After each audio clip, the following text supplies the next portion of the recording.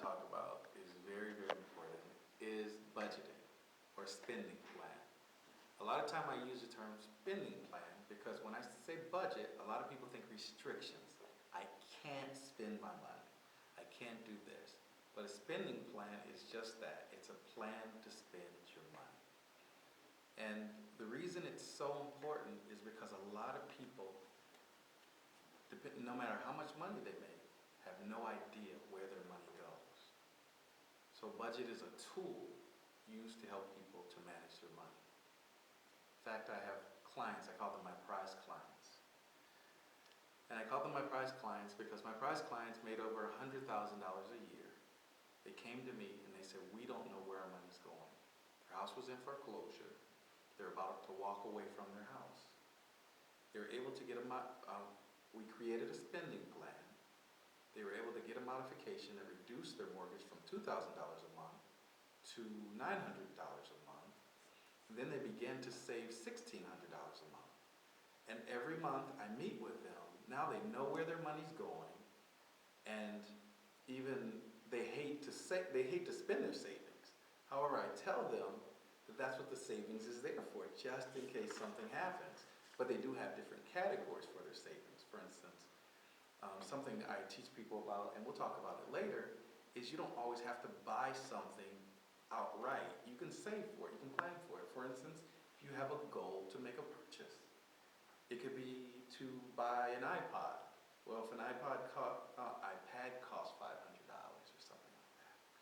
So if it's a goal to buy an iPad, that means that you would have to save $50 a month for 12 months instead of putting down $600 at the end of 12 months. But that's all part of a spending plan. And it makes it more attainable for some people. Some people would think, I'll never get $600. But if you break it down that way, it helps them to see. It's part of their spending plan. And again, the thing is if you see where your money's going, too, you feel more accomplished. Because again, they made over $100,000 a year, which some people would think is a whole lot of money, which can be reasonable. But I always say, it's not how much you make, it's what you do with it. For instance, they made maybe 3, 4, 5 times more than some other people make who don't have problems with money. But once they learn what to do with their money, they don't have those problems anymore. So that's why a spending plan is so important. And again, it doesn't matter how much you make, it's what you do with what you make. You can make $50 a month. You can go to McDonald's every day, or you can save some of it every week. So it's not how much you make, it's what you do with what you make. There's different parts of a spending plan. Spending plan consists of income and expenses. And there's different sources of income. You can get income from a job, you can get an allowance, you can get assistance. There's different sources of income, money coming in. The other part is expenses. How do you spend that money coming in? So it's putting it together on a sheet. And I would ask the students to name some of the expenses there are. For them, some of their expenses might be books, or it might be CDs, it might be video games. For adults, it's rent or mortgage. It's clothes is always an expense. Personal care, groceries, miscellaneous things. I talk about eating out is an expense. And that's something I like to definitely, the good thing about a budget or a spending plan is it reins in things like variable expenses. And when I say variable expenses, rent is a fixed expense. It's the same amount every month until they raise it. But eating out is variable. You might spend $10 a month eating out, you might spend $200 a month or $300 a month. And it's good to have it in a budget, so hopefully when you get to the mark that you set in your budget, you stop. And that's what a budget is for. It helps to do that. Because a lot of people, they don't know where their money goes. They don't know that they spend a certain amount on a cup of coffee every day or every week. And some people smoke, and they don't realize how much money they spend smoking every week or every month, or even putting gas in your car.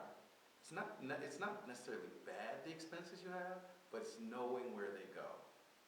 So I would go through that with them so they could list some of the expenses they have, and then putting it together in a plan. We wouldn't put it together in a plan right away, but it's just to let them know. Budgeting helps them to know where their money goes, and essentially it's all a part of helping them to reach their goals. It always goes back to helping them reach their goals. Because if they don't know where their money's going, the chances of them reaching their goals, chances of any of us reaching our goals is very, very slim. Very, very slim. That's why a budget is very important. And I'd like to take any questions people have about budgets, even now. Because some people, they have no clue, or you think, why would I need a budget if I only make $50 or get $50 a month in allowance?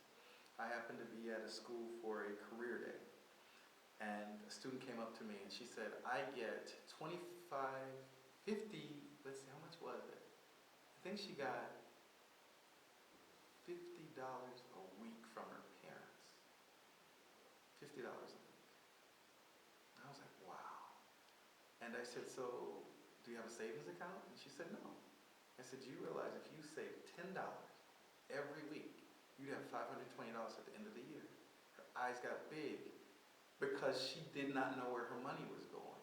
But if she put together a plan, she could actually see the savings. It wasn't that she didn't have the money.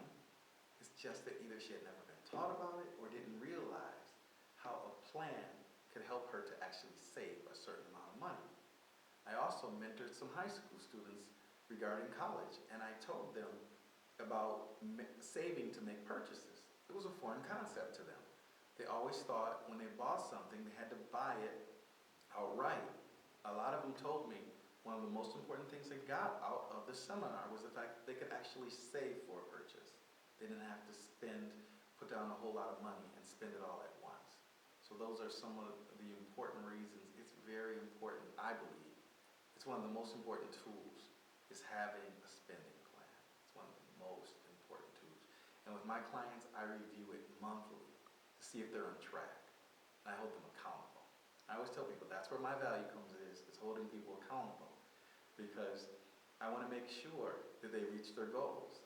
And and if they have no one to hold them accountable, a lot of times they get off track. Some people can stay on track, some people can't. And that's what the value of a spending plan. The next thing that's very, very important, it's always important to pay yourself first.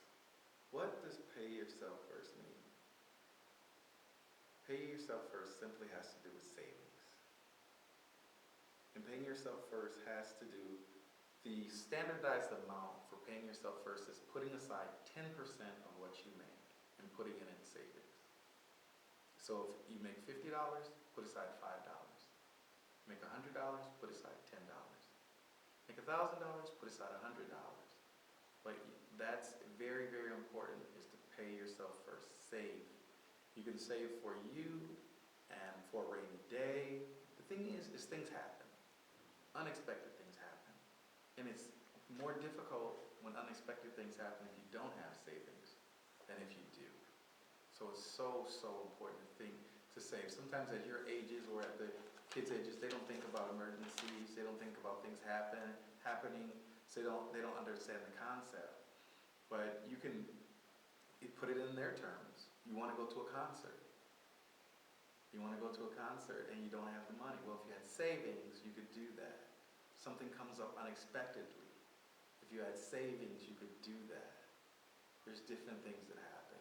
If you own a car, or if you have a car, and you got a flat tire, you don't have any money, then that car is going to sit. But if you have savings, you could either get it repaired or buy a new tire, and you can be rolling again. So that's why savings is so, so important. It's interesting that you said 10% because I'm right now just saving 1%. Okay. And I used to be dipping into that too. Okay. And the thing is you start where you are. Everybody can't start at 10%, and I think savings in itself is a good thing. It's a good thing. You start where you are. And the thing is I believe as you develop the habit, you can increase the habit. You might start saving $10 a month. Then you get used to that, and then you find that I can add $5 to that. Yeah, And sometimes you add money to your savings by finding ways to spend less. right, Because the couple I talked about before, they didn't make any more money. They just spent less. For instance, I talked about the expenses. Buying one less cup of coffee might mean $5 more a week, right? yeah, So things like that. So you start where you are, and you build the habit, and you develop the habit. A lot of people, they have savings account, but they put the money in, and then they take it right back out. But as they learn to actually keep the money in and develop the habit, that's something that's very, very valuable. Another thing about savings is important saving for the future.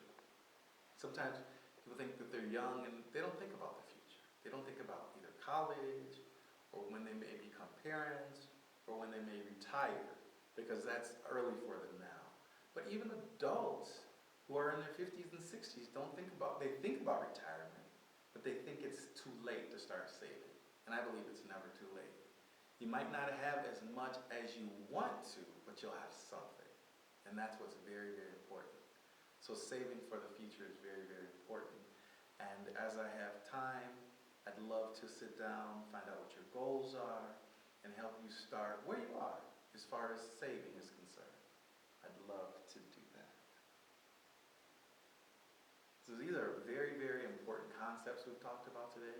Goals, short-term goals, goals within the next 12 months.